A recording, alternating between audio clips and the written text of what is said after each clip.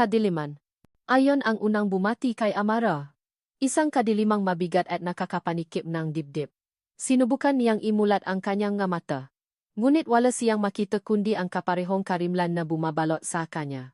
Sinubukan niyang gumalaw. Itinaas niya ang kanyang kamay. Ngunit ilang pulgada lang mula sa kanyang muha ay may naramdaman siyang matigas at magaspang na bagay. Kahoy. Kinapa niya ang kanyang paligid. Makitid. Siksik. Amoy luma at alimuam na lupa. Nasaan ako? Napunong na patataka ang kanyang isip, na mabilis na napalitan ng isang malamig na takot na gumapang mula sa kanyang talampakan pakyat sa kanyang bato. Iginagalaw niya ang kanyang daliri at naramdaman ang telangan niyang damit. Isang bestidang sutla. Ang bestidang suot niya kanina. Bago ang lahat. Isang pamilya na imahe ang biglang sumilay sa kanyang isipan. Ang malamig at mapanuring mamatangang kanyang biyenan, si Doña Esmeralda de Villa. Ang ngisi sa labi ni Beatriz. Ang pinsan ng kanyang asawa. Oras na para makpahinga ka. Amara.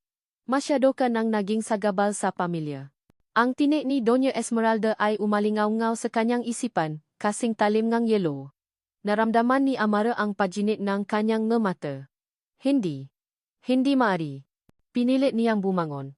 Buong lakas niyang itinula ang bagay na nasa itaas niya. Ngunit hindi ito gumalaw. Muli niyang sinubukan. Kasabay ngang isang sigaw na walang tunog na lumabas sa kanyang lalamunan. Doon niya naintindihan. Nasa loob ako en kabaong. Ang katotohanan ay parang isang malaking alon na humampas sa kanya, tinatangay ang lahat ng natitira niyang paasa. Inilibing nila ako ng buhay. Ang hangin. Nagsisimula na itong kapusin. Ang bawat pahinga niya ay mas mabigat, mas pinipiga ang kanyang nga baga. Diyos ko, tulungan niyo po ako. Halos pabulong niyang dasal.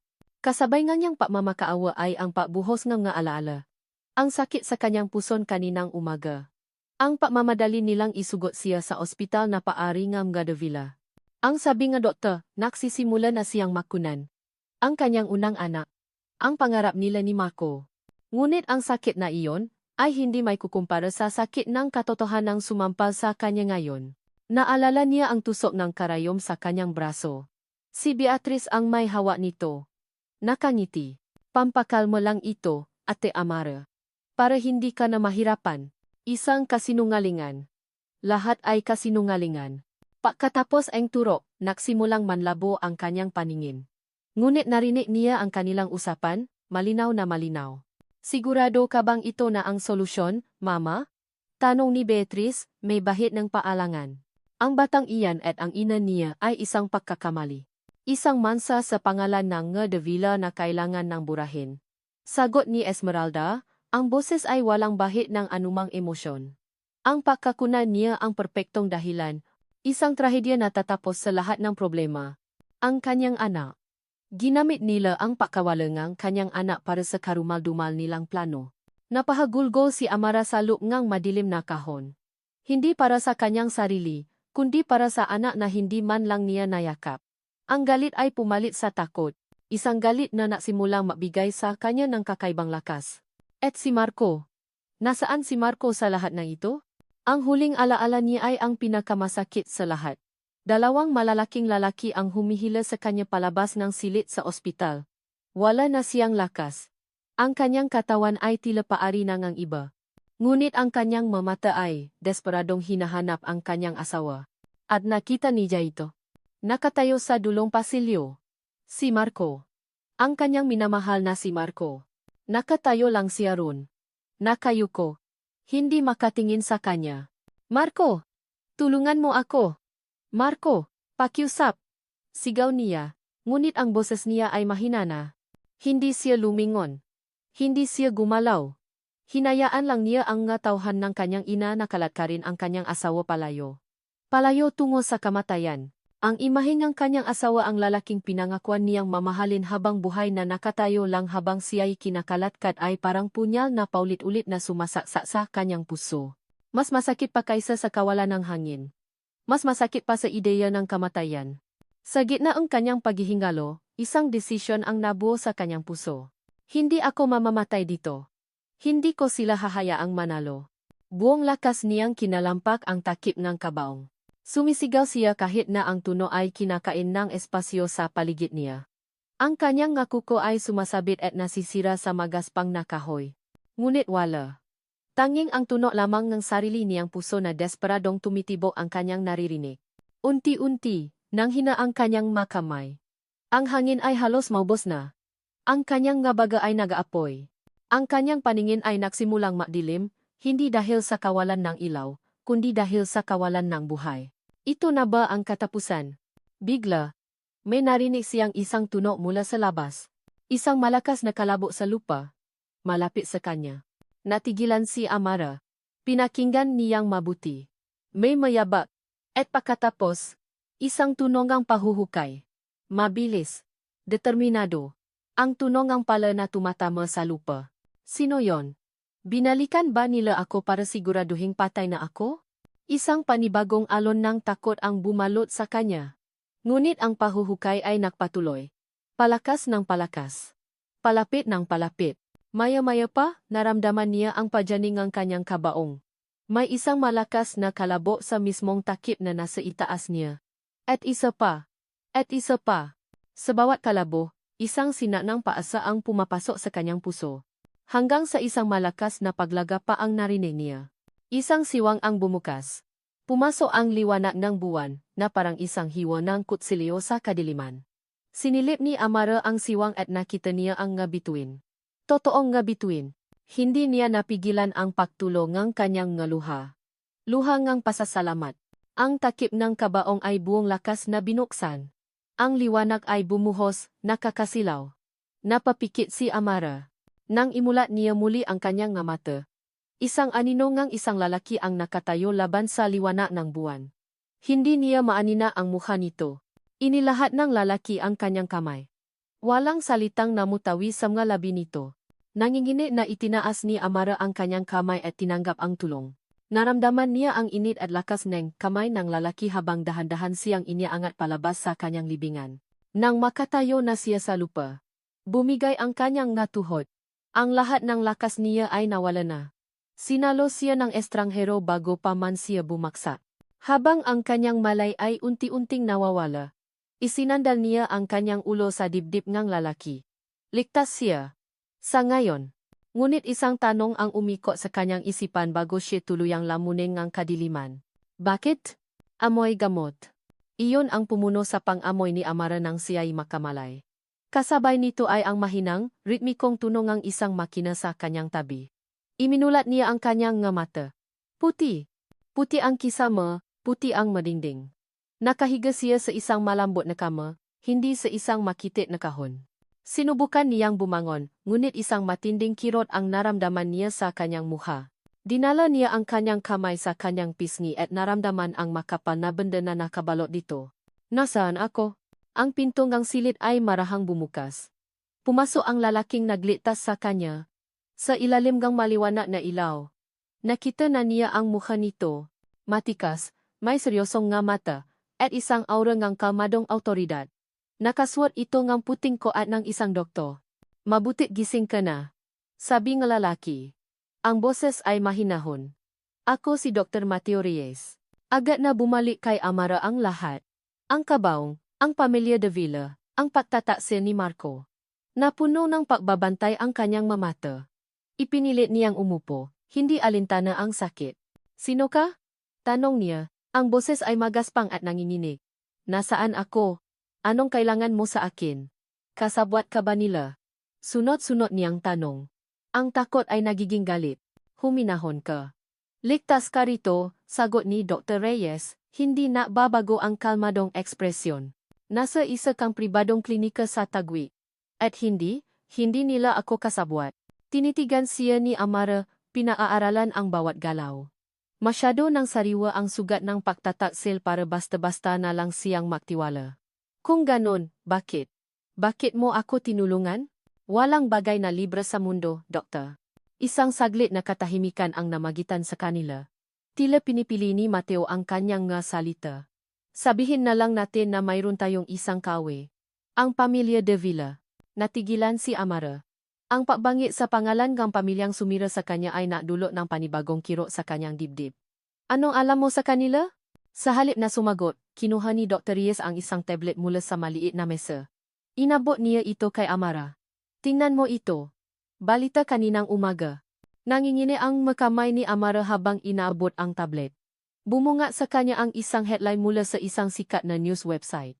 Trahedya sa pamilya de Villa. Eresera na si Amara Cruz de Villa. Pumanaw matapos ang isang aksidente. Sa ilalim ngang headline ay ang kanyang litrato noong araw ngang kasal nila ni Marco. Isang larawan ng isang babaeng puno ngang pag-asa at pagmamahal. Isang babaeng wala na ngayon. Binasa niya ang artikulo. Ayon dito, siya ay nasawi dahil sa mga komplikasyon matapos ang isang masalang pagbubuntis na nawi sa pagkakunan. Isang malungkot na aksidente ang kumitil sa kanyang buhay. Walang bahid ng krimen. Walang anumang pagdududa. Malinis ang pagkagawa nila. Nabitawan ni Amara ang tablet. Bumaksa ito sa malambot na kumot, ngunit hindi niya ito ininda. Ang kanyang nga mata ay nakatitik sa kawalan. Isang malamig na pakiramdam ang gumapang sa buong pagkatao niya. Para sa buong mundo, patay na siya. Ang kanyang pagkatao, ang kanyang pangalan, ay binura na parang isang pagkakamali. Inilibing na nila siya, hindi lang sa lupa, kundi pati na rin sa alaala ng lahat. Ang galit na naramdaman niya sa lupngang kabaong ay nagbalik, mas matindi, mas nakakapasong apoy. Nakikita mo na ba? Basa ni Dr. Reyes sa katahimikan. Para sa lahat, wala ka na Amara. Ito ay isang trahedya, pero isa rin itong pagkakataon. Tumingin si Amara sa doktor. Ang kanyang nga mata ay hindi na napapakita ngang takot, kundi ngang isang bagay na mas madilim. Pagkakataon para saan? Ako ay isang plastic surgeon, paliwanag ni Mateo. Ang kanyang boses ay direkta at walang paligoy. Kaya kong ibali ang nasira sayo. Higit pa roon. Kaya kitang bigyan ng bagong mukha. Isang bagong pagkatao. Isang bagong buhay. Huminga ng malalim si Amara. Naunawaan na niya kung saan ito patungo. Para makabalik ka, pagpapatuloy ng doktor, ang kanyang mata ay seryosong nakatitik sa kanya. Hindi bilang si Amara Cruz, ang kaawa-awang biktima, kundi bilang isang tao na kayang-kayang pabaksakin ang imperyo na binuo sa kasinungalingan ng Madavila. Ang alo ay nakabitin sa hangin, mabigat at puno ng panganib. 100 patungo sa paghihiganti. Pero kapalit nito ay ang tuluyang paglimot sa kung sino siya nun. Tumingin si Amara sa salamin sa kabilang dulong silid. Kahit na nakabenda ang kanyang mukha, alam niya na ang babaeng nakatingin pabalik ay hindi na ang Amara na minsan niyang nakilala. Ang babaeng iyon ay namatay na sa lupngang kabaong, kasama ang kanyang anak at ang kanyang nga pangarap. Dahan-dahan. Isang malamig na determinasyon ang pumuno sa kawalan sa kanyang puso. Tumango siya. Tama ka. Patay na si Amara, sabi niya, ang kanyang boses ay matatat na ngayon, walang bahid ng anumang pangingini. Tumingin siya ng diretso sa mga mata ni Dr. Reyes. Ang pangalan ko ay Isla. Isla Guerra. Ilang taon ang lumipas. Isang makintab na itim na kotse ang huminto sa harap ng nagtataasang gusali ng De Villa Corporation sa puso ng Makati. Marahang bumukas ang pinto sa likuran. Unang lumabas ang isang stiletto heel na tumapak sa semento ng may awtoridad. Sumunod ang paglabas ng isang babae. Nakasuot siya ng isang eleganteng itim na business suit na bumagay sa kanyang perpektong tindi. Ang kanyang buho ay mayos na nakatali, at ang kanyang mukha ay tila inukit ng isang anghel maganda ngunit malamig, ang kanyang mga mata ay matalas at hindi mababasa ang inisip. Walang sinuman ang makakapagsabi na ang mukhang ito ay dumaan sa matinding operasyon. Itinaas ni Isla Guerra ang kanyang sunglasses at tiningnan ang dambuhalang logo ng De Villa sa tuktok ng gusali. Isang bahagyang ngisi ang gumuhit sa kanyang ngalabi, isang ngiti na hindi umabot sa kanyang mata. Nandito na ako. At oras na para singilin ang utang ninyo. Nakatayo si Marco de Villa sa gitna ngang nakikinangang bulwagan ng isang 5-star hotel, isang baso ngang mamahaling champagne ang hawak sa kanyang kamay. Ang paligid ay punong tawanan, bulungan ng mausapang negosyo, at mga peking papuri. Ito ang taunang charity ball ng De Villa Foundation, ang pinakamalaking social event ng taon. At para kay Marco, ito ang pinaka-nakakabagot na gabi ng taon. Darling, ngumiti ka naman. Lahat ng kamera nakatutok sa atin. Bulong ni Beatrice, na nakakapit ng mahigpit sa kanyang braso. Ang ngiti ni Beatrice ay kasing pepekto ang kanyang mamahaling bestida, ngunit hindi ito umabot sa kanyang nga mata. Isang pilit na ngiti ang isinukli ni Marco. Of course, sweetheart. Simula nang mamatay si Amara, si Beatrice na ang pumuno sa puwang sa kanyang tabi. Iyon ang gusto ng kanyang ina. Iyon ang tama para sa imahe ng pamilya. Isang unyon ng dalawang makapangyarihang pamilya. Perpekto sa papel. Ngunit sa bawat gabi, sa bawat pagising niya sa tabi ni Beatrice, isang malaking kawalan ang kanyang nararamdaman. Isang katahimikan na hindi kayang punan ng yaman o kapangyarihan. Pagkabagot, ayon ang salitang naglalarawan sa kanyang buhay ngayon. Isang walang katapusang pag-arte. Marco, anak. Napalingon siya sa tinig ng kanyang ina. Si Doña Esmeralda de Villa ay lumapit. Ang tindi ay puno ng kapangyarihan. Tumingin ito sa kanya, pagkatapos ay kay Beatrice, at isang aprobadong ngiti ang gumuhit sa mga labi nito. Napakabagay ninyong dalawa. Ang perpektong de Villa couple. Salamat po, Mama, sagot ni Marco, ang boses ay walang buhay. Makinig ka. Sabi ni Doña Esmeralda, bumaba ang kanyang boses. Ang bagong partner natin sa proyektong real estate sa BGC ay darating ngayong gabi. Guerra Holdings. Bago pa lang sila pero mabilis umangat. Siguraduhin mong magiging maganda ang impresyon natin. Tumango lang si Marco. Isa na namang gabi ngang pakikipagplastikan.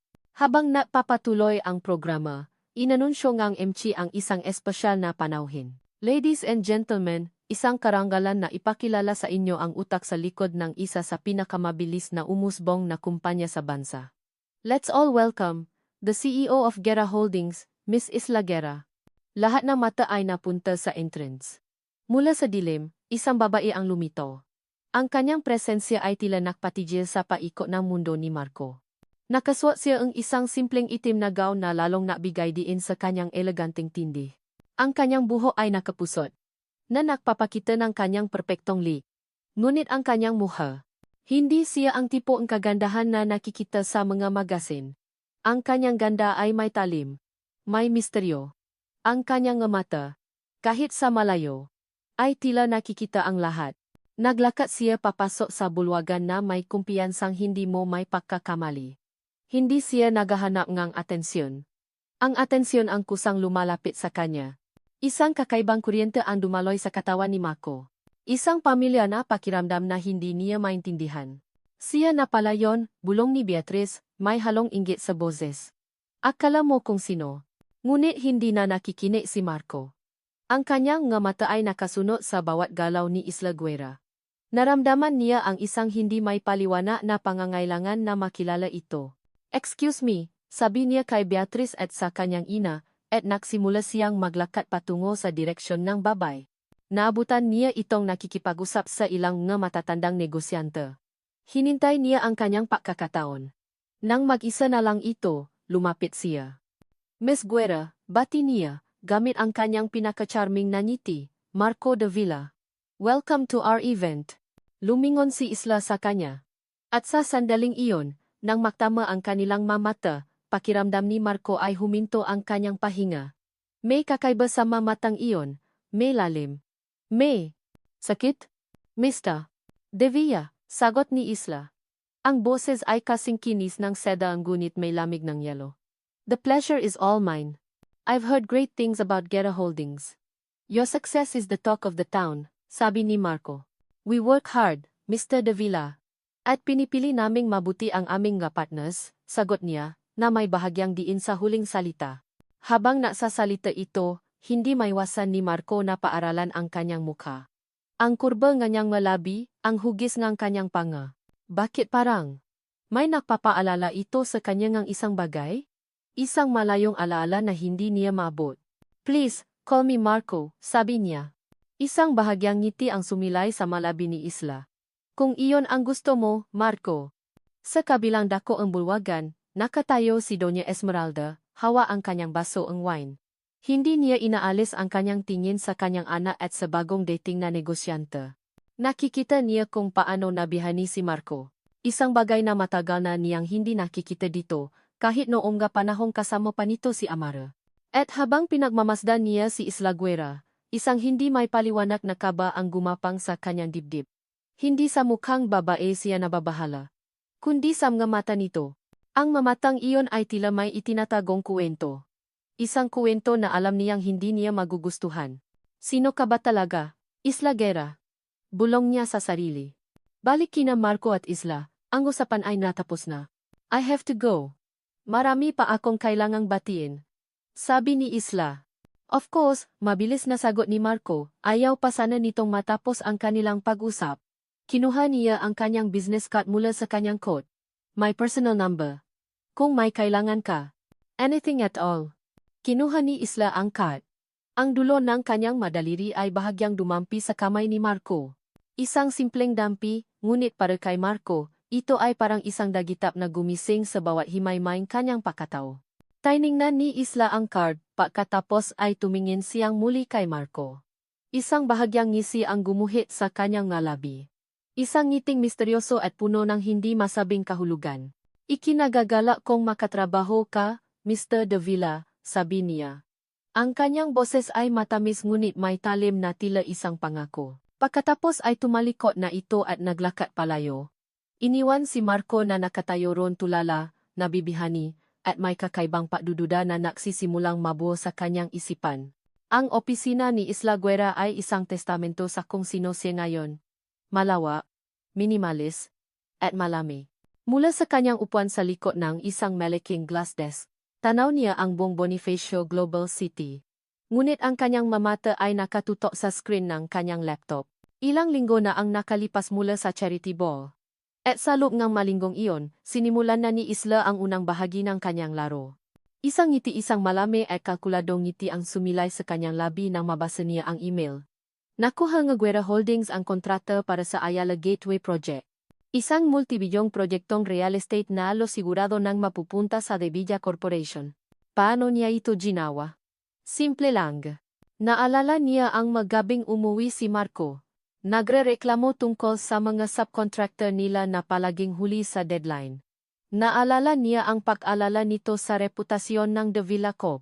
Ginamit ni Isla ang kaalamang na sumito siya ngambit na bahagyang mas mataas, ngunit may kasamang bakal na garantiya. Matatapos ang proyekto 3 buwan ng mas maaga kaysa sa timeline ng De Villa, gamit ang pinaka-reputableng construction firm sa bansa. Para sa mga investo, ang oras ay mas mahalaga kaysa sa pera. Isang mahina ngunit epektibong sampal sa muhangang De Villa Corp. Ito pa lang ang simula. Tumunog ang kanyang pribadong cellphone. Nakarehistro ang numero. Marco De Villa. Huminga siya ng malalim, pinapakalma ang sarili, at sinagot ang tawag gamit ang isang boses na may tamang-tamang timplangang profesionalismo at pagkabiyani. Mr. De Villa. What a surprise. Isla. Please. Marco na lang, sabi ngang boses sa kabilang linya. May bahid ang pagkainis, ngunit mas naninggibabaw ang pagka-interes. I heard about the Ayala Gateway Project. Congratulations. You fought a good fight. I don't fight, Marco.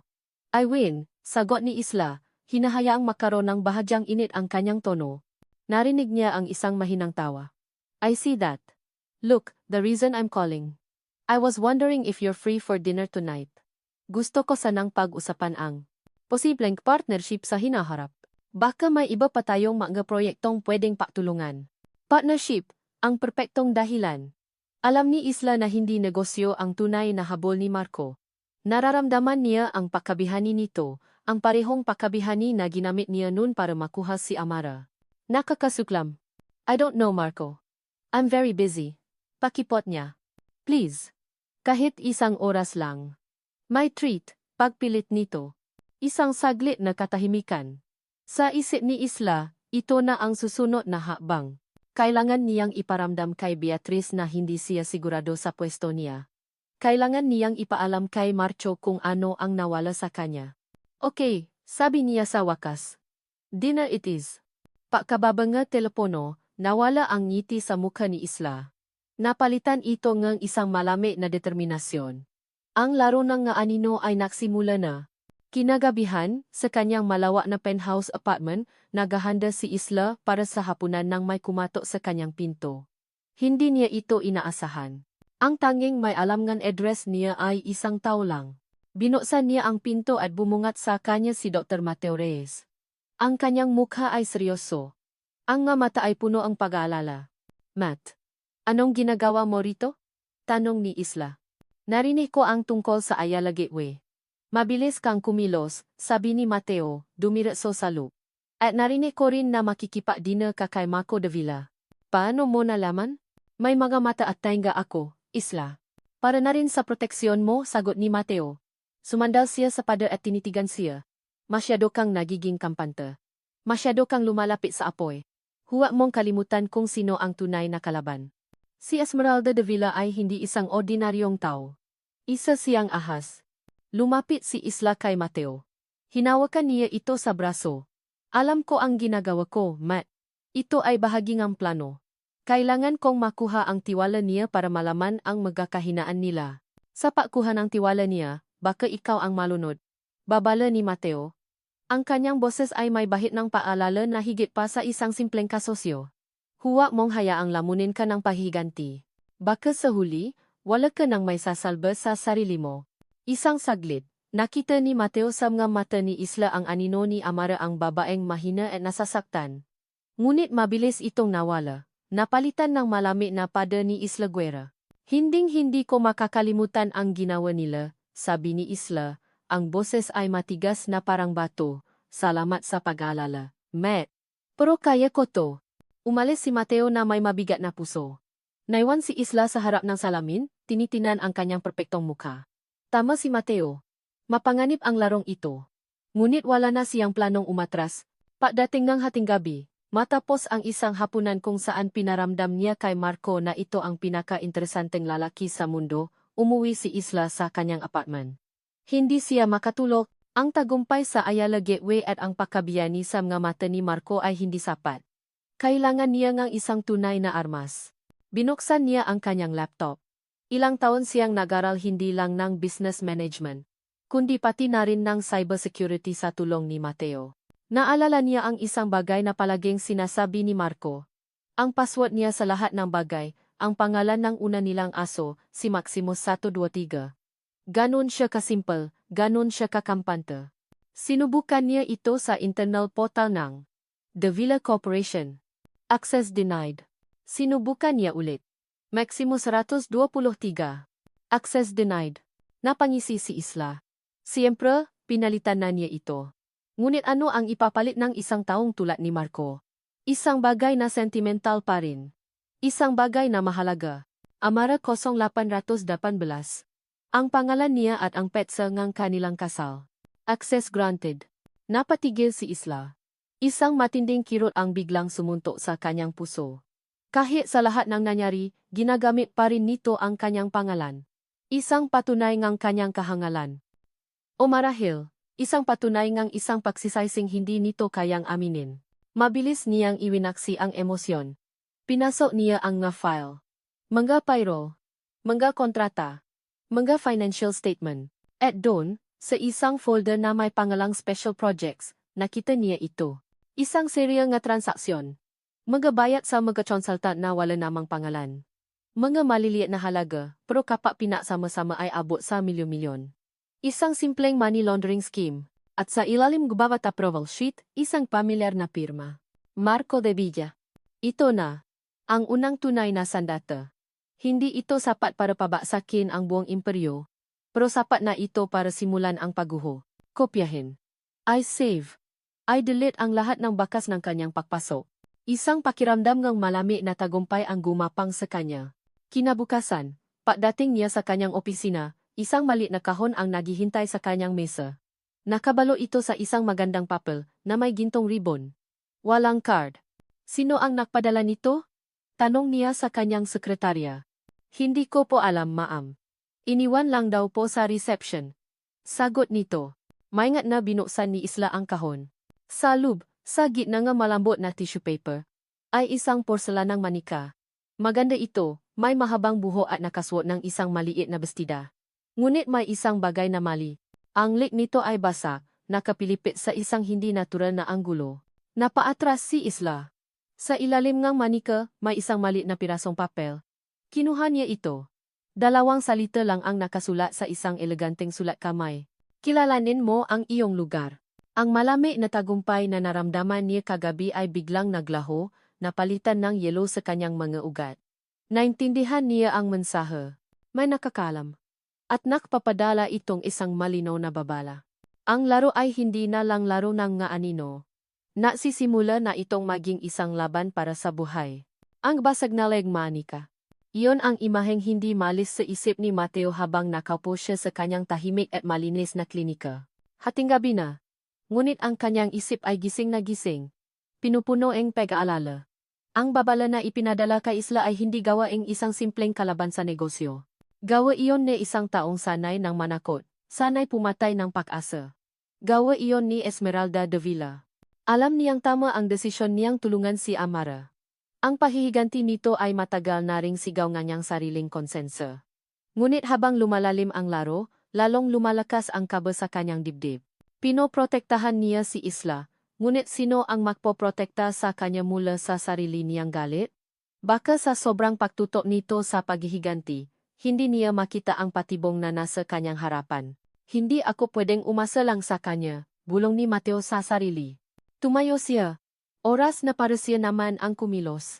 Ilang taon na rin siyang namamanman sa mga de Villa, ngunit palagi lang siyang nasa anino. Ngayon, kailangan na niyang pumasok sa lunggang ang kalaban. Gamit ang isang lumang koneksyon, isang dating security chief ng De Villa Medical Center na may malaking utang na loob sa kanya, nakuha ni Mateo ang blueprint ng lumang gusali ng ospital. Partikular niyang hinahanap ang isang lugar. Ang luma at hindi na ginagamit na records archive sa basement. Sa dilim ng gabi, walang kahirap-hirap na nakapasok si Mateo sa compound ng ospital. Ang bawat sulok ay pamilya sa kanya. Dito siya nagsimula bilang isang batang residente, puno ng pangarap. Bago ang lahat ay naging isang bangungot. Ang amoy ng alikabo at nabubulok na papel ang sumalubong sa kanya nang mabuksan niya ang pinto ng archives. Gamit ang isang maliit na flashlight, sinimulan niyang halungkatin ang mga naglalakihang estante na puno ng mga folder at logbook. Habang naghahanap, isang alaala ang bumalik sa kanya. Kasing linaw ng araw. Kuya Matt, tingnan mo. Ay. Isang batang-bata pang babae ang masayang umikot sa kanyang harapan, suot ang isang plansado at puting-puting uniforme ng nurse. Si Elena. Ang kanyang nakababatang kapatid. Ang kanyang nagisang pamilya. Bagay ba sa akin, kuya? Simula bukas, isa na akong official nurse sa De Villa Medical Center. Ang pinakamagaling na ospital sa buong bansa. Punong pangarap na sabi nito. Ngumiti si Mateo at ginulo ang buhok ng kapatid. Siyempre. Ikaw pa. Ang galing-galing kaya ang bunso ko. Isang buting nga luha ang pumata mula sa mata ni Mateo, tumama sa maalikabok na sahe. Makalipas ang 6 na buwan mula sa araw na iyon, bigla na lang nawala si Elena na parang bula. Ang sabi ngang ospital, nag-resign ito at nag-abroad. Isang kasinungalingan. Alam ni Mateo sa kanyang puso na may masamang nangyari sa kanyang kapatid sa loob ng mapadangang ospital na iyon. Ang pakawala ni Elena ang natula sa kanya na maging pinakamagaling na siruhano para balang araw. Makakaroon siya ng kapangyarihan at yaman para hanapin ang katotohanan. Iwinaksi niya ang alaala at nagpatuloy sa paghahanap. Ang kanyang nga daliri ay dumaan sa mga logbook na may markang special surgeries, confidential. Binuksan niya ang isa. Ang nakasulat ay halos hindi maintindihan. Walang pangalan ng pasyente, nga kode lang. Nga operasyon na ginawa sa gitna ng gabi. Mga organ donations na walang malinaw na pinanggalingan. Nararamdaman na niya. Malapit na siya. At sa ilalim ng isang tumpok ng mga lumang dokumento, nakita niya ito. Isang makapal na photo album. Sa pabalat, nakaukit ang mga salitang The Villa Medical Center, The Pioneering Team, 2010. Dahan-dahan niyang binuksan ang album. Bumungat sa kanya ang isang group picture. Nasa gitna si Doña Esmeralda. Nakangiti na parang isang reyna. Napapalibutan ganyang nga doktor. Tinitigan ni Mateo ang bawat mukha, naghahanap. At doon, sa bandang kanan, natigilan siya. Nanlaki ang kanyang nga mata. Ang kanyang puso ay nagsimulang tumibo ng sobrang bilis na parang gusto nitong kumawala sa kanyang dibdib. Isang muha. Isang muhang hindi niya kailanman malilimutan. Ang muha na napakita sa kanyang nga bangungot sa loob maraming taon. Isang doktor na may mapamataas na ngiti. Si Dr. Sandoval, ang head surgeon na direktang namamahala kay Elena noon. Ang doktor na bigla na lang ding nag-abroad 1 linggo matapos mawala ang kanyang kapatid. Kasabay ngang pakilalang iyon, lahat ng piraso ng palaisipan ay biglang nabuo sa isip ni Mateo. Ang mga special surgeries. Ang mabiglang organ donations. Ang pakawala ng kanyang kapatid na isang nurse. Ang pakatuklas ni Isla sa money laundering. Hindi ito simpleng kasakiman. Hindi lang gito pa niya nakaweneka pera. Tumingin siyang muli sa litrato. Ngunit ngayon, ang kanyang mamata ay nakatutok na kay Doña Esmeralda. Ang kanyang ngiti ay hindi na ngiting isang matagumpay na businesswoman, kundi isang halimaw na nakukubli sa likod ng isang maskara ng kabutihan. Ito ay isang pabrika. Isang pabrika ng kamatayan. Ang ospital ay isang malaking harapan para sa isang karumal-dumal na operasyon. At ang kanyang kapatid, marahil ay may nalaman ito. Isang nakakakilabot na katotohanan ang sumampal kay Mateo.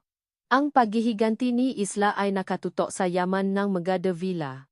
Ngunit ang tunay na krimen nila ay hindi nasusukat ng pera. Nasusukat ito sa dami ng mabuhay na kanilang sinira. Kinakabahang kinuha niya ang kanyang cellphone. Kailangan niyang tawagan si Isla. Ngayon din. Nagring ito ng isang beses. 2 beses. Hello? Sagot ni Isla. Ang boses ay kalmado.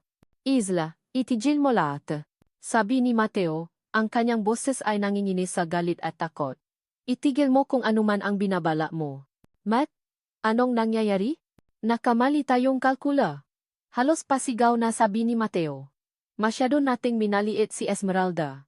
Hindi mo naiintindihan ang panganib na pinasok mo. Ano bang sinasabi mo? Tumingin si Mateo sa litrato nga halimaw na nakangiti sa album. Ang kanyang boses ay bumaba sa isang mapanganib at kayat na bulong. Hindi ito tungkol sa pera, Isla. Tungkol ito sa mga buhay ng tao. Hindi ito tungkol sa pera, Isla. Tungkol ito sa mga buhay ng tao. Ang masalita ni Mateo ay umalingaw-ngaw sa isip ni Isla, paulit-ulit na parang isang sirang plaka. Pagkatapos ng tawag, hindi na siya nakatulog. Nakaupo siya sa dilim ng kanyang opisina. Nakatingin sa mailaw ng siyudad. Ngunit ang kanyang isip ay nasa madilim na basement ng The Villa Medical Center. Ang kanyang plano. Ang kanyang perpektong plano ng paghihiganti. Namukha itong laruin isang bata kumpara sa kasuklam-suklam na katotohanang natuklasan ni Mateo. Ang paghihiganti niya ay nakasentro sa yaman, sa pagbaksak ng isang korporasyon. Ngunit ang tunay na krimen ni Esmeralda ay krimen laban sa sangkatauhan. Isang malamig na takot ang gumapang sa kanya. Isang takot na mas malalim kaysa sa naramdaman niya sa loob ng kabaong. Noon, ang kalaban niya ay kasakiman. Ngayon, alam niyang ang kalaban niya ay isang halimaw na walang kaluluwa. Kailangan niyang mag-isip. Kailangan niyang baguhin ang lahat. Hindi na ito tungkol sa kanya. Ngunit huli na ang lahat. Bago pa man sumikat ang araw, isang tawa mula sa kanyang napapanik na sekretarya ang gumising sa kanya mula sa malalim na pag-isip. Ma'am Isla. Buksan niyo po ang TV. Kahit anong news channel. Kinabahan si Isla. Kinuha niya ang remote at binuksan ang malaking screen sa kanyang opisina. At doon, sa lahat ng channel, ang kanyang mukha, ang pangalan ng kanyang kumpanya. Breaking news. Guerra Holdings CEO Isla Guerra.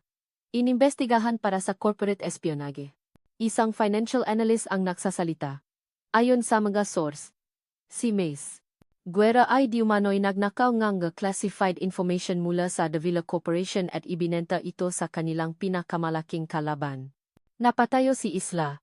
Ang kanyang puso ay bumaksak sa kanyang sikmura. Impossible. Paano? Walang ebidensya. Malinis ang kanyang ginawa. Isang perpektong krimen. Maliban na lang kung ang krimen ay gawa-gawa lang. Biglang nag-chat and report sa isang live press conference. Ang lokasyon, ang grand lobby ng The Villa Corporation. At sa gitna, sa harap ng napakaraming mikropono, nakatayo si Marco. Sa tabi niya, si Doña Esmeralda, umiyak, at si Beatriz, na umaalalay sa matanda. Isang perpektong larawan ng isang pamilyang naagrabyado. Kinuha ni Marco ang mikropono.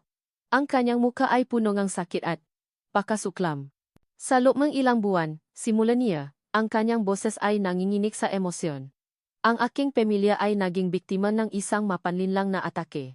At ngayon, buong pait kong sasabihin sa inyo na ang taong nasa likod nito ay ang babaeng napanggap na aming partner at kaibigan.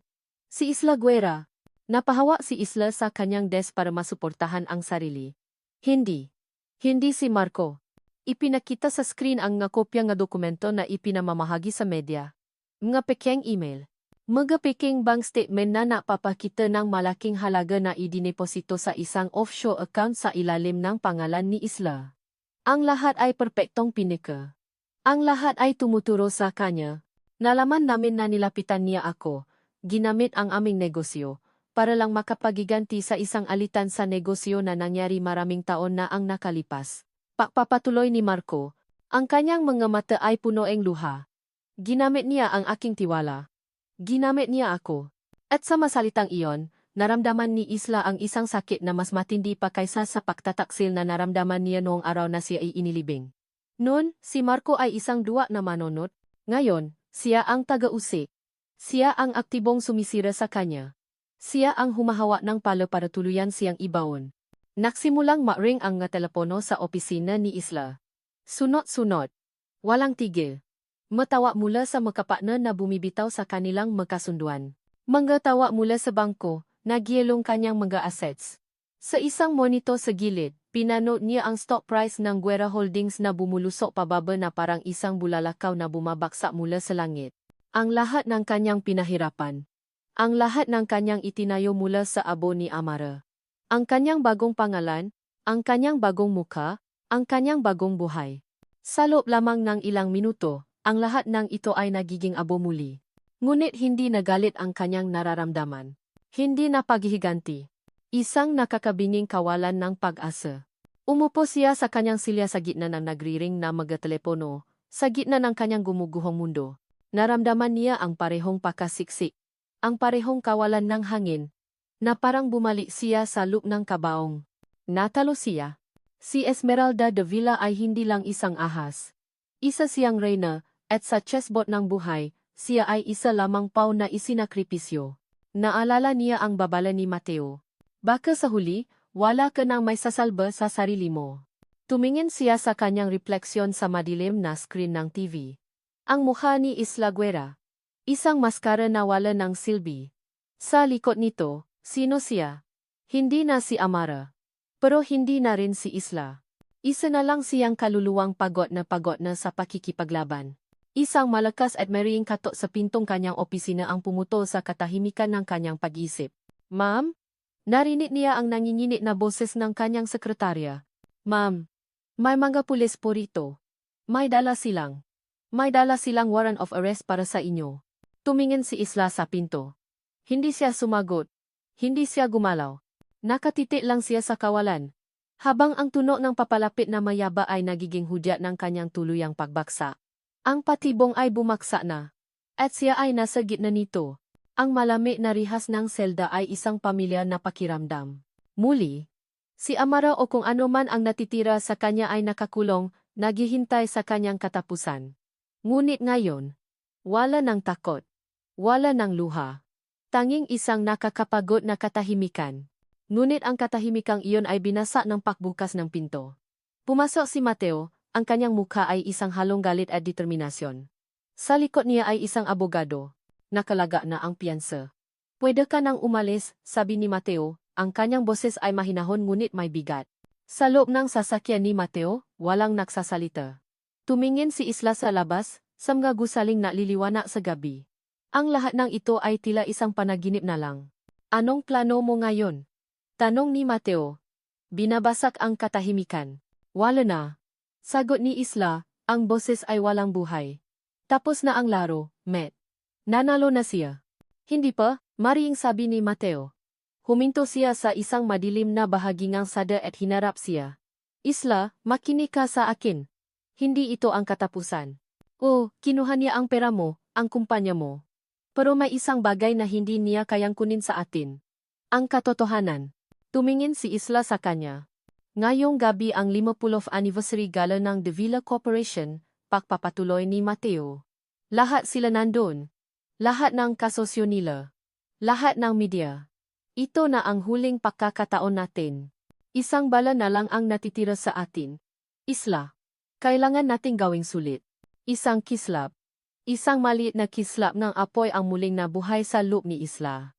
Ang apoy na akala niya tuluyan nang namatay. Hindi na ito apoy ng pahihiganti para sa sarili. Ito ay para kay Mateo.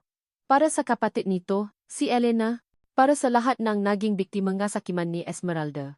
Tumango siya. Anong gagawin natin? Marco de Villa. Ang Grand Ballroom ay puno nga, taong pinakamayaman at pinakamakapangyarihan sa bansa.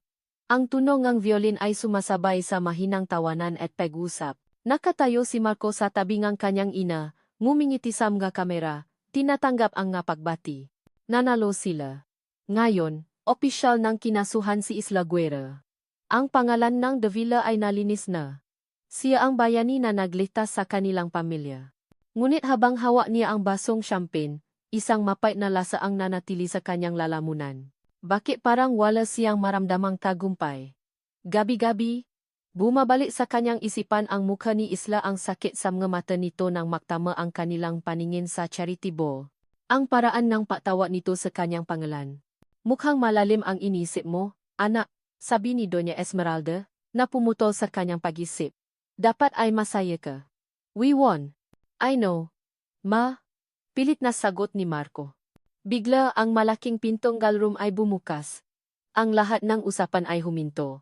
Ang musika ay tila na atubiling tumuloy. At mula sa pinto, pumasok si Isla. Para kay Marco, huminto ang mundo. Nakasuot ito ang isang napakagandang pulang bestida. Ang kulay ang dugo.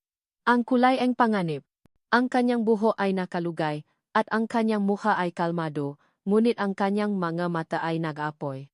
Naglakad siya sa gitna ng ballroom na parang isang reyna na babawin ang kanyang trono. Anong ginagawa ng babaeng yan dito? Nanggagaliting bulong ni Esmeralda. Guards, palabasin ang babaeng yan.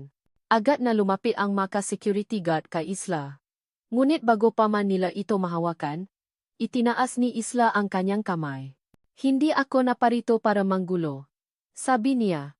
Ang kanyang boses ay malinaw at malakas, sapat para marinig ng lahat. Naparito ako para magbahagi ng isang kwento. Kasabay ang kanyang masalita. Biglang namatay ang mailaw sa ballroom. Ang tanging nanatiling may ilaw ay ang malaking LED screen sa likod ng entablado, na kanina lang ay nagpapakita ng gatagumpay ng Davila Corp. Ngayon, ang nakalagay sa screen ay ang logo ng Guerra Holdings. POV. Isla Guerra. Isang kwento tungkol sa isang pamilyang perpekto sa paningin ng lahat. Papapatuloy ko, habang ang lahat ng mata ay nasa akin, isang pamilyang binuo sa pundasyon ng kasinungalingan. Nag-flash sa screen ang mga dokumento na nakuha ko. Ang transaksyon ng money laundering. Ang pirma ni Marco sa bawat isa. Isang kolektibong pahinga ng pagkagulat ang narinig mula sa mga manunod. Marco. Sigaw ni Esmeralda. Ang mukha ay namumutla. Pagkayan. Lahat yan gawa-gawa lang. Sigaw naman ni Marco. Ngunit ang kanyang boses ay nanginginig. Talaga ba, Marco? Tanong ko. Ang aking tingin ay nakatutok sa kanya. O baka naman ito ay isang maliit na bahagi lang ng mas malaki at mas madilim na sikreto? Ang screen ay nagbago. Ipinakita nito ang larawan ng Davila Medical Center. At pagkatapos, ang pahina ng logbook na natakpuan ni Mateo. Magakodet na pangalan. Ma-organ donations na walang malinaw na donor. Lumapit sa akin si Mateo, na kanina pa palang nasa gilid. Kinuha niya ang isang mikropono. Ang pangalan ko ay Dr. Mateo Reyes, sabi niya. At 10 taon na ang nakalilipas, ang aking kapatid, si Elena Reyes, isang nurse, ay bigla na lang nawala habang nagtatrabaho sa ospital na ito. Ang sabi nila, nag-abroad siya. Pero ang totoo, biglang isang video ang nag-play sa screen. Isang babaeng nakatalikot, ang boses ay binago para hindi makilala. Nakita ko, sabi ng babae sa video, isang dating yaya sa bahay ng Gadavila. Narinig ko ang usapan ni Doña Esmeralda at ng isang doktor. May nalaman daw si Nurse Elena. Masyado raw itong matanong. Kinailangan na siyang patahimikin. Ang buong ballroom ay napuno na kabibinging katahimikan. Lahat ng tingin ay napunta kay Doña Esmeralda. Ang kanyang mukha ay hindi na namumutla. Ito ay kulay abo na. Ang maskara niya ay tuluyan ng natanggal. Makasinungalingan. Lahat yan paninira lang. Sigaw ni Esmeralda, ngunit wala nang naniniwala sa kanya. Si Marco ay napatingin sa kanyang ina, ang kanyang mata ay puno ng pagkalito at takot. Ma, totoo ba to? Sa gitna ng kaguluhan. Isang boses ang pumailan lang. Isang boses na puno ng takot. Pinilit niya ako. Lahat ay napalingon kay Beatriz. Nakatayo siya, nanghinginig, umiyak, at nakaturo kay Esmeralda. Hindi totoo ang pagbubuntis ko. Hindi ako buntis. Pinilit niya ako. Sinabi niya na ito lang ang paraan para tuluyang mapasa akin si Marco. Para tuluyan nang mawala si Amara sa buhay namin. Iyon na. Ang huling pako sa kabaong nga Davila. Ang pag-amin ay hindi lang napatunay sa kanilang kasinungalingan, kundi nagbigay din ng pangalan sa multong nakaraan. Amara. Tumingin sa akin si Marco. Sa kanyang nga mata, nakita ko ang pagbaksa ng buong mundo niya. Ang pagkalito ay napalitan ng isang dahan-dahang paunawa. Tinitigan niya ako, ang aking mukha, ang aking mga mata. At sa unang pagkakataon, hindi na niya nakikita si Isla Guerra. Ra. Halos pabulong niyang sabi, na parang isang tanong at isang dasal. Sa sandaling iyon, ang lahat ng kontrol ni Doña Esmeralda ay naglaho. Ang kanyang nga mata ay naging mata ang isang mabangis na hayop na nasuko. Tumingin siya sa akin, hindi bilang si Isla, kundi bilang ang babaeng sumira sa lahat ng kanyang itinayo. Puno ang purong pagkamuhi. Sa isang mabilis na kilos na hindi inaasahan ng lahat, binunot niya ang isang matulis na palamuti mula sa kanyang buhok, isang gintong hairpin na may matulis na dulo. At kasabay nga isang nakakakilabot na siga, sumugod siya. Diretso sa akin. Ang dulong gintong hairpin ay kumislap sa ilalim ng ilaw ng ballroom, isang makintab na pata ng kamatayan na papalapit sa akin. Hindi ako gumalaw. Sa isang saglit, isang bahagi ng aking pagkatao, ang bahaging pagod na ay tila handa ng tanggapin ito. Ngunit bago pa man ito umabot sa akin, isang anino ang humarang. Tama na. Ang siga ni Mateo ay umalingaw nga. Mas malakas kaysa sa siga ni Esmeralda. Hinawakan niya ang kamay nga matanda, pinipigilan ito ng may bakal na lakas. Ang hairpin ay nalaglag at tumama sa marmol na sahig. Ang tunog ay parang isang maliit na kampana na nahuhudyat ng katapusan. Kasabay nito, ang nga pulis na kanina pa palang nakaantabay sa labas ay pumasok na sa ballroom. Ang kaguluhan ay sumabo. Ang nga bisita ay nagsipagtakbuhan. Ang nga flash ng kamera ay walang tigil na kumukutitap. Kinukunan ang bawat anggulo ng pagbagsak ng isang imperyo. Nakita ko si Esmeralda, hindi na isang reyna kundi isang nagwawalang bale, habang pinoposasan ng mga pulis. Ang kanyang nga mata ay nanatiling nakatiti sa akin, punong pangako ng walang hanggang pagkamuhi. Sa isang tabi, si Beatriz ay umiyak habang inaaresto. At si Marco. Nakatayo lang siya sa gitna ng lahat, nakatingin sa akin. Ang kanyang mukha ay isang blankong canvas ng pagkawasak. Ang paunawa sa kanyang mamata ay parang lason na dahan-dahang kumakalat sa kanyang buong sistema. Ang babaeng sinaktan niya, ang babaeng hinayaan niyang ilibing, ay narito. At siya ang nakdala ng kanilang katapusan. Nang ilabas na sila ng mga pulis, ang ballroom ay unti-unting nabalot ng katahimikan. Ang natira na lang ay ang gabasa na baso, manakalat na pagkain, at ang abongang isang kahapon na hindi na may babalik. Lumapit sa akin si Mateo. Okay ka lang? Tanong niya. Ang kanyang nga mata ay punong paalala. Tumango lang ako.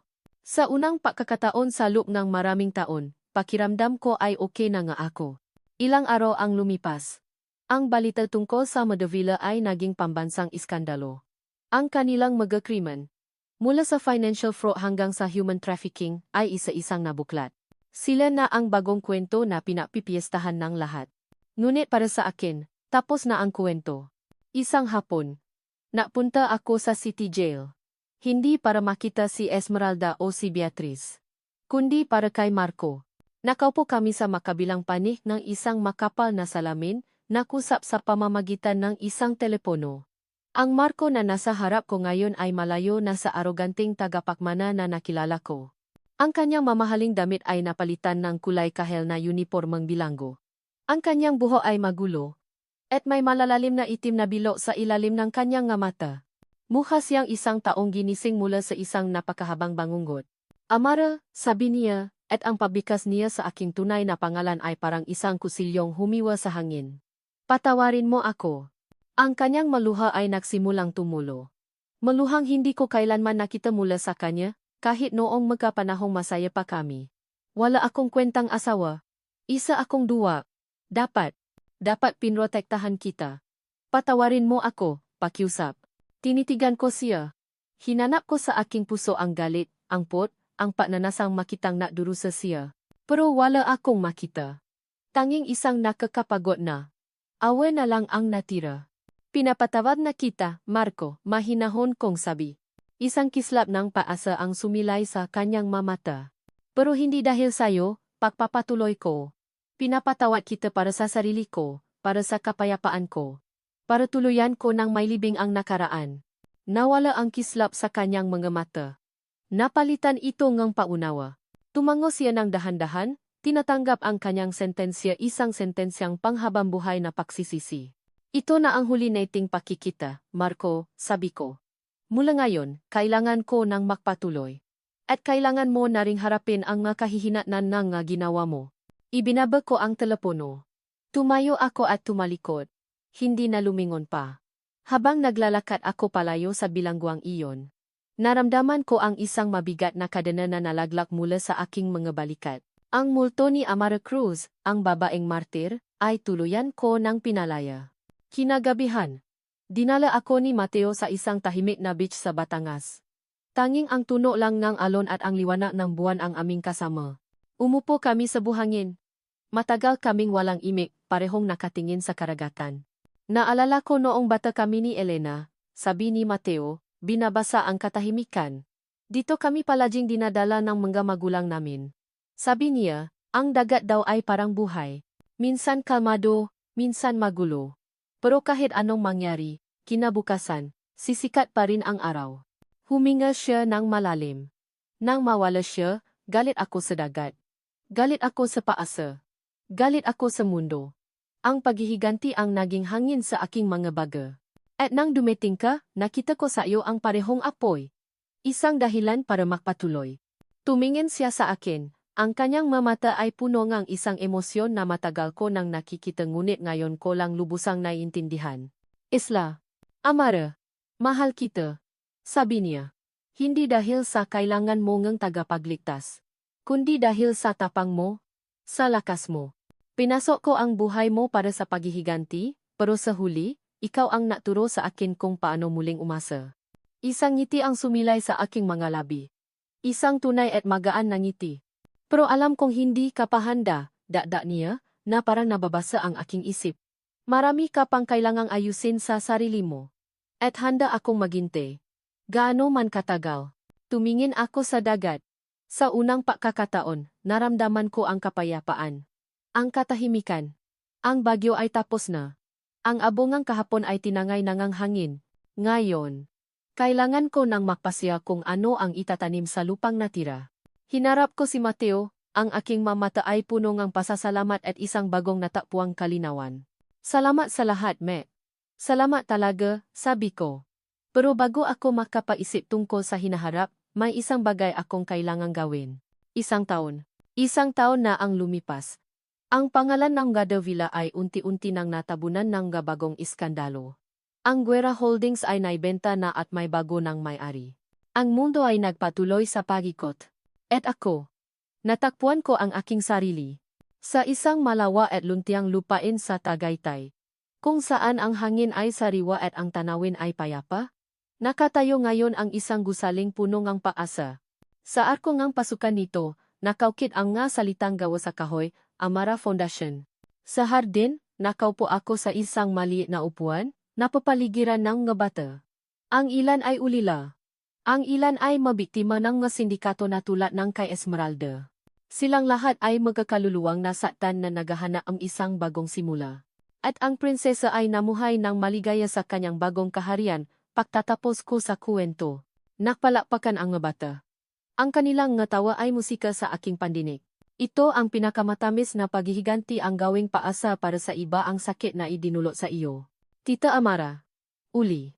Sabi ng isang maliit na batang babae na nakakapit sa aking braso. Ngumiti ako. Hindi na ako si Isla Guerra. Ang reyna ng yelo sa mundo ang korporasyon. Dito. Ako lang si Tita Amara. Ang pangalang minsan kong itinapon ay ang pangalang muli kong niyakap. Dahil ngayon, hindi na ito simbolong kahinaan, kundi ngang katatagan. Bukas na ulit, okay. Oras na para sa merienda, sabi ko sa kanila. Habang pinapano ko silang matakbuhan papunta sa dining hall, isang staff ang lumapit sa akin. May dala siyang isang sulat. Pinabibigay po, ma'am, sabi niya. Ang selyo ng Bureau of Corrections ay nakatatak dito. Galing kay Marco. Binuksan ko ito. Ang sulat ay maikli lang. Puno itong pagsisisi ng pagtanggap sa kanyang kapalaran. Isinulat niya na araw-araw niyang pinagdurusahan ang kanyang kaduwagan at umaasa siyang balang araw, sa ibang buhay, ay mapapatawad niya ang kanyang sarili. Ikinuwento rin niya na si Doña Esmeralda ay namatay sa loob ng kulungan dahil sa atake sa puso, habang si Beatriz ay sumasailalim sa matinding counseling. Matapos kong basahin, tiniklop ko ang sulat at itinabi ito sa isang maliit na kahon kung saan ko itinatago ang mga bagay mula sa nakaraan. Wala ng galit, wala ng sakit. Isa na lamang itong paalala ng isang kabanatang tuluyan ng naksara. Mukhang malalim ang iniisip mo. Napalingon ako. Nakatayo sa di kalayuan si Mateo, nakangiti. Ang kanyang ngiti ay hindi na tulad ng dati na laging may bahid ng kalungkutan. Ngayon, ito ay tunay at magaan. Matt, bati ko. Lumapit siya. May dala siyang 2 maliliit na puno. Ma-fruit tree saplings. Para saan yan? Tanong ko. Regalo ko para sa hadin ninyo. Sabi niya. Para sa hadin ng pangarap. Naglakad kami papunta sa isang bakanteng espasyo sa hadin, kung saan kitang-kita ang paglubok ng araw. Makatabi naming hinukay ang lupa. Alam mo, sabi niya habang inilalagay namin ang unang puno sa lupa.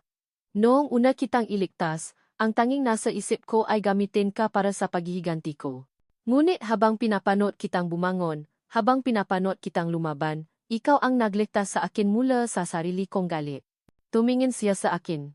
Ikaw ang naturo sa akin na ang tunay na pagilom ay hindi matatakpuan sa pagwasa, kundi sa pagbungang isang bagay na bago. Inilagay namin ang pangalawang puno sa tabi ng una. Isa para sa nakaraan na inilibing na natin, sabi niya, tinutukoy ang unang puno. At isa para sa kinabukasang sabay nating palalagwin. Tumingin ako sa 2 maliliit na puno na makatabing nakatayo.